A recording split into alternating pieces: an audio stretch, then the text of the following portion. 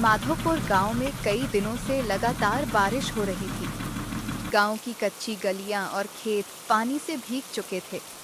गांव से थोड़ी दूर सड़क किनारे रघुवीर का एक मशहूर ढाबा था, जिसे उसके पिता ने कई साल पहले बड़ी मेहनत से शुरू किया था।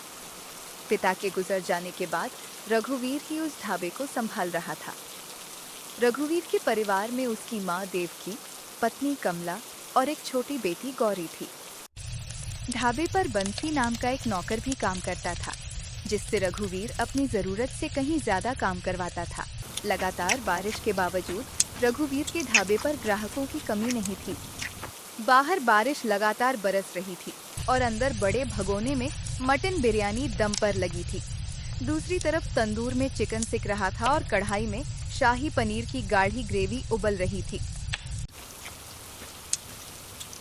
रघुवीर भाई, कमाल कर दिया तूने। ये मटन बिरयानी है या कोई जादू?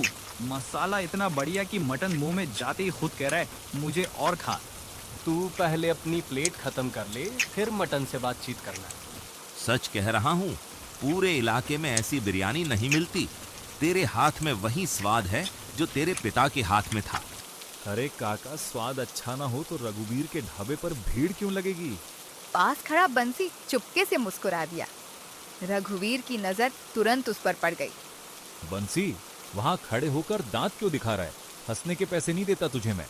सामने वाली मेज पर बटर चिकन और 4 तंदूरी रोटी लगानी है, जल्दी कर। जी मालिक, हंसने के तो पैसे नहीं मिलते, लेकिन काम के भी कहाँ मिलते हैं। ग्राहक ठहाका मारकर हंस पड़े। रघुवीर ने उसकी तरफ घूर कर देखा। क्या कहा? बहुत मजाक सूझ रहा है आजकल।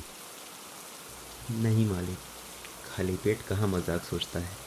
चल ज्यादा बोल मत, काम कर। 2 मटन बिरयानी, 4 मसाला चाय, 2 प्लेट मटन और 2 प्लेट पनीर बटर मसाला, 6 तंदूरी रोटी के साथ। मालिक, एक काम और बता दीजिए, कहो तो मैं बारिश भी रोक दूं। ढाबे में बैठे लोग जोर से हंस पड़े।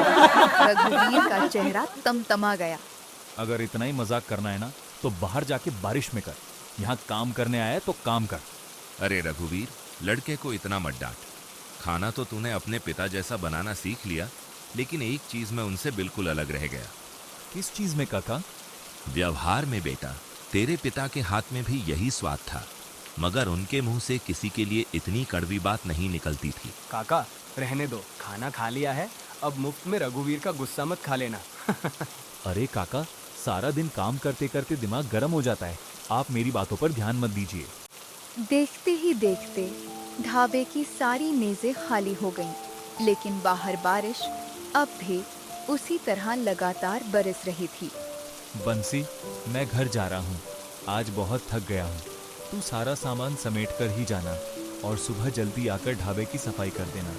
इतना कहकर रघुवीर बिना रुके ढाबे से बाहर निकल गया। मुझे तो इसने इंसान नहीं, मशीन समझ रखा है। हे भगवान, कहाँ फंसा दिया मुझे। सुबह से रात तक बस काम ही काम। लगातार हो रही बारिश के बीच रघुवीर अपने घर पहुंचा। चेहरे पर पूरे दिन की थकान के साथ गुस्सा भी साफ दिखाई दे रहा था। एजी, आ गए आप? नहीं नहीं, अभी ढाबे पर ही हूँ। ये जो सामने खड़ा हूँ ना, वो मेरा भूत है। अरे मैं तो बस पूछ रही थी, इतना गुस्सा क्यों करते हैं आप? तो क्या करूं?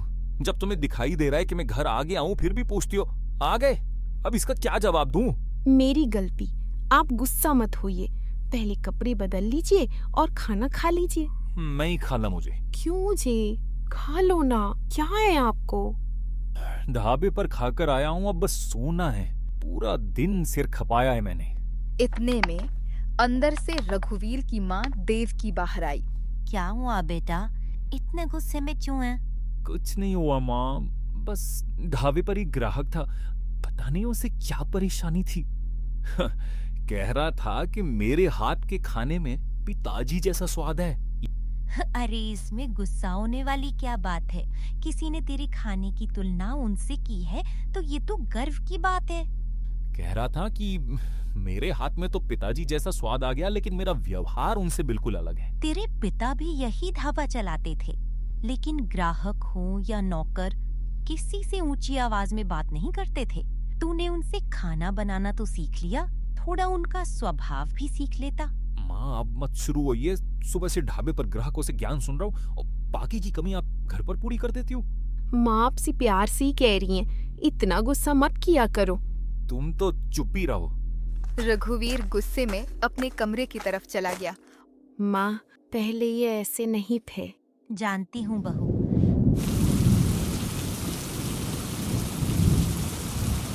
अगली सुबह भी माधोपुर में बारिश पहले की तरह लगातार हो रही थी। रघुवीर सुबह सुबह ढाबे पर पहुंच चुका था। बंसी, पहले तंदूर जला, फिर आलू छील और उसके बाद चाय के लिए दूध चढ़ा देना। और हाँ, वो सामने वाली मेज साफ कर देना। मालिक, 1 मिनट सांस भी ले लूं, आदमी हूँ। चूल्हे का धुआं नहीं कि बिना रुके निकलता रहूं। ज्यादा बोलने से काम जल्दी नहीं होगा। हाथ चला। तभी ढाबे के बाहर से एक धीमी आवाज आई। कुछ खाने को मिल जाएगा। बंसी ने पलट कर देखा, एक अनजान साधु खड़ा था। मालिक, बाबा को शायद कुछ खाना चाहिए, हम इन्हें खाना दे देते हैं। तू मामी खाएगा? मैं? मालिक तो आप ही हैं, तभी तो पूछ रहा हूँ। बाबा, जो चाहिए बताइए और पैसे दीजिए। बेटा, पैसे नहीं है, रात से बारिश में भटक रहा हूँ, पेट में कुछ गया नहीं। 2 रोटी मिल जाए तो बड़ी मेहरबानी होगी। बाबा, मुझे इन बातों में मत डालिए। यहाँ खाने के पैसे लगते हैं। पैसे हैं तो बैठिए, नहीं है तो आगे किसी मंदिर या आश्रम में मिल जाएगा खाना। मालिक, 2 रोटी तो हैं, मैं बना देता हूँ। तुझे बहुत चिंता है ना, तो अपनी जेब से खिला दे। बंसी की जेब खाली थी, उसका चेहरा उतर गया। मेरी जेब में तो क्या? मालिक की डांट के अलावा कुछ है नहीं। बाबा, बुरा मत मानिए, लेकिन बिना पैसे के खाना नहीं मिलेगा। ठीक है बेटा। मालिक, आपने अच्छा नहीं किया। तू मुझे बताएगा कि क्या अच्छा है और क्या बुरा? और मैं कह रहा हूँ कि मेरा ढाबा मुफ्त का लंगर नहीं है। बात खत्म। समय बड़ा अजीब शिक्षक है। जो बात समझाने से नहीं समझ आती, वो कभी कभी वक्त खुद समझा देता है। रघुवीर को इस बात की जरा भी खबर नहीं थी। उसकी मुलाकात आने वाले दिनों में फिर उसी से होने वाली है। हालात बिल्कुल अलग होंगे। दोपहर होते होते बारिश पहले से भी तेज हो गई। छोटी बड़ी दुकानें धीरे धीरे बंद होने लगी थीं, लेकिन सड़क किनारे रघुवीर का ढाबा खुला था। रघुवीर, इस मौसम में तेरी अदरक वाली चाय मिल जाए तो ठंड का आधा असर तो वैसे ही खत्म हो जाता है। चाय तो बस शुरुआत है काका। आज मटन बिरयानी और शाही पनीर भी चक्कर जाना। बिरयानी की खुशबू तो बाहर सड़क तक जा रही है। लगता है आज ढाबे पर खूब भीड़ होने वाली है। रघुवीर ने बाहर की तरफ देखा। बारिश के कारण लोग इधर उधर भाग रहे थे और कई लोग उसके ढाबे की तरफ आते दिखाई दे रहे थे। बारिश में आदमी को सबसे पहले छत चाहिए और उसके बाद गरम खाना। आज दोनों चीजें मेरे पास हैं। मालिक, मटन बिरयानी की 2 हांडी और लगानी पड़ेगी। भीड़ लगातार बढ़ रही है। लगा दे। और शाही पनीर की भी तैयारी ज्यादा रख। आज जितना खाना बनेगा बिक जाएगा। मालिक, स्टोर में राशन भी देख लेना। सुबह जितना था उससे काफी कम बचा है। उसकी चिंता तू मत कर, पहले ग्राहकों को संभाल। कुछ ही देर में ढाबे की लगभग सारी मेजें भर गई। रघुवीर कुछ देर दरवाजे पर खड़ा होकर बाहर देखता रहा। फिर उसकी नजर ढाबे के अंदर बैठी भीड़ पर गई। आज तो भगवान ने खुद कमाई का रास्ता खोल दिया है। बाकी सबकी दुकानें बंद हैं और पूरा काम मेरे ढाबे पर आ रहा है। मालिक, इतना काम अकेले संभालना मुश्किल हो रहा है। सामान भी कम पड़ने लगा है। आज जितना बेच सकते हैं बेचो। बारिश रुकने से पहले एक भी ग्राहक खाली नहीं जाना चाहिए। लेकिन अगर सामान खत्म हो गया तो? सामान खत्म होने की चिंता बाद में करेंगे। अभी कमाई का मौका हाथ से नहीं जाना चाहिए। उसे बिल्कुल अंदाजा नहीं था कि यही बारिश कुछ ही समय बाद उसके सामने कैफी परिस्थिति खड़ी करने वाली थी। लगातार बारिश के कारण सड़क पर अब कोई खास आवाजाही नहीं थी। ढाबे के सारे ग्राहक जा चुके थे। रघुवीर गल्ले के पास बैठा दिन भर की कमाई गिन रहा था। आज तो बारिश ने कमाल कर दिया। इतनी कमाई तो पिछले महीने भी नहीं हुई थी।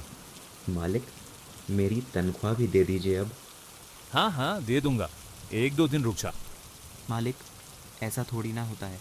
मैं इतना काम करता हूँ, तनख्वाह भी इतनी कम है और ऊपर से आप समय पर देते भी नहीं। ज्यादा मत बोल बंसी, नहीं तो काम से निकाल दूंगा। फिर ना पैसे मिलेंगे और ना नौकरी रहेगी। मालिक, मेरी मेहनत का हक तो मत रखिए। तुझे कहा ना, ज्यादा मत बोल। ठीक है मालिक।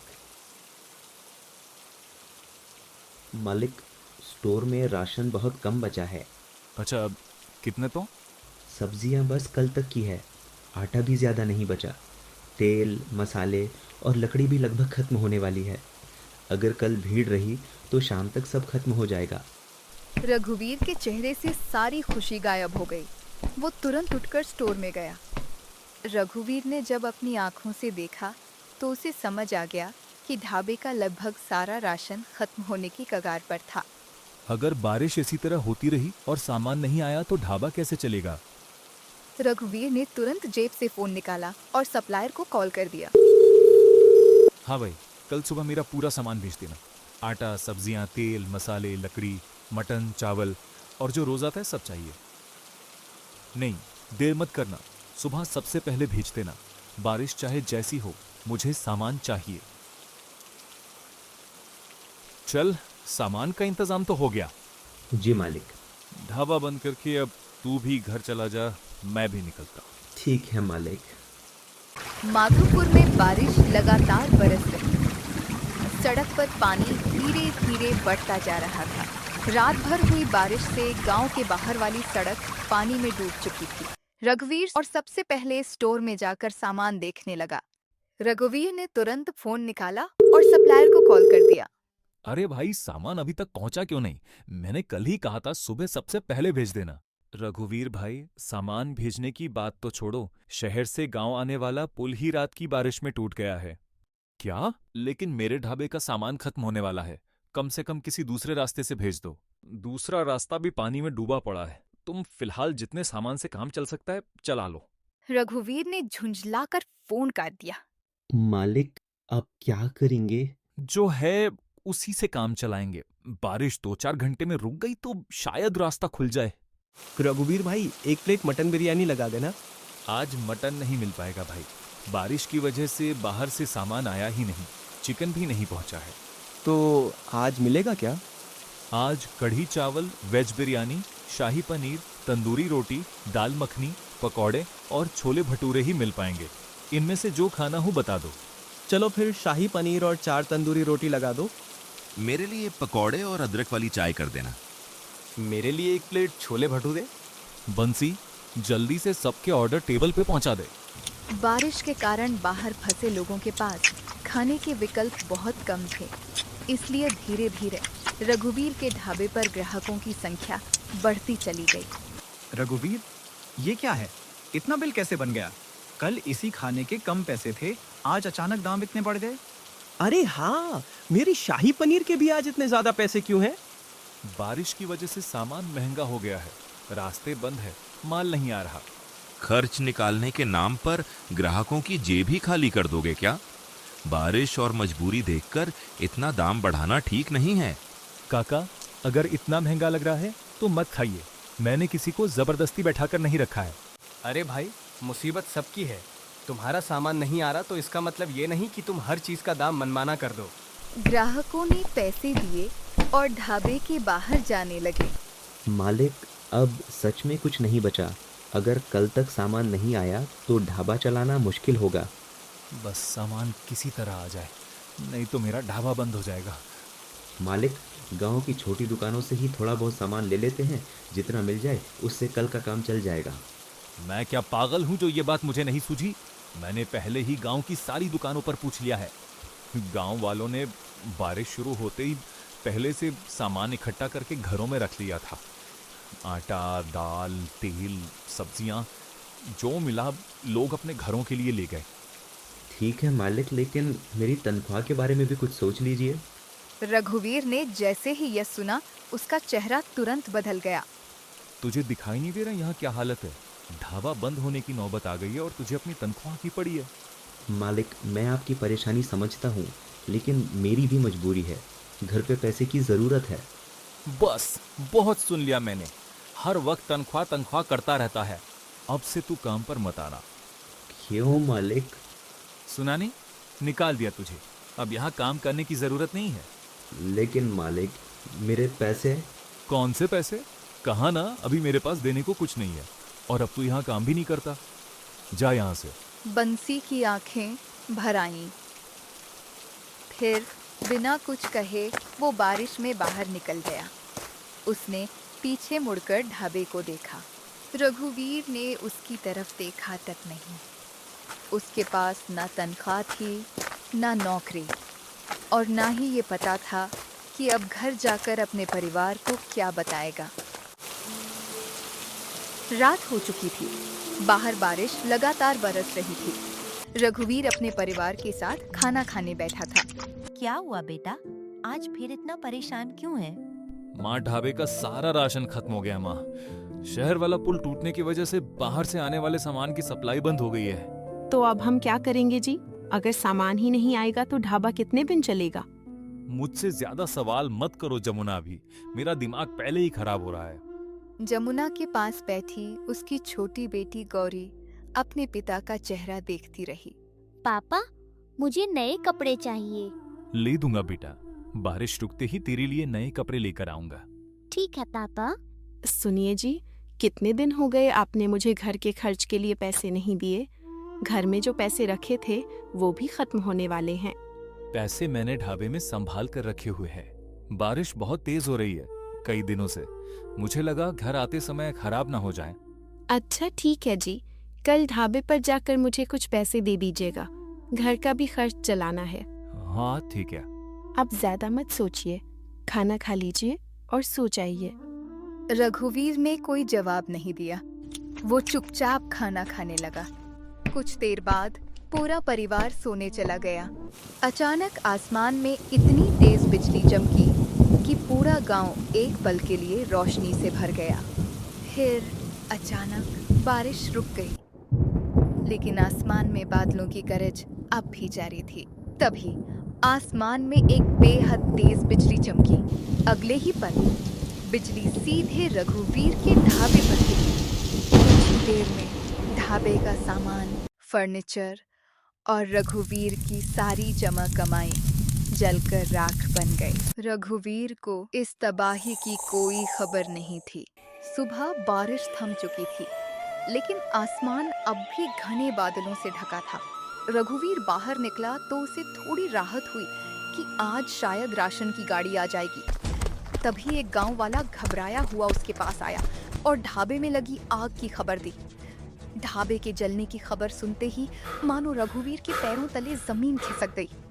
वो अपने परिवार के साथ ढाबे की तरफ भागा, लेकिन वहां पहुंचकर जो नजारा उसकी आंखों के सामने था, उसे देखकर उसके कदम वहीं थम गए। उसकी आंखों के सामने उसका पूरा ढाबा राख में बदल चुका था, और जिस जगह उसकी सारी जमा पूंजी भी, वहां अब सिर्फ आग से जली चीजें, काली राख और तबाही का मंजर बचा था। ये क्या कर दिया भगवान ने? मैंने किसी का क्या बिगाड़ा था? इतनी बड़ी सजा क्यों दे दी?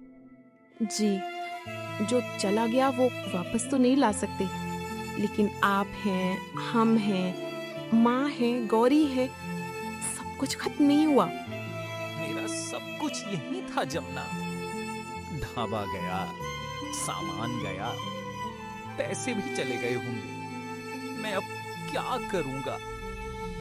बेटा, मैंने तुझे कितनी बार समझाया था, पैसा और सामान चला जाए तो इंसान फिर से खड़ा हो सकता है, लेकिन तू अपने दिल में जो कठोरता भरता जा रहा था, उसका क्या?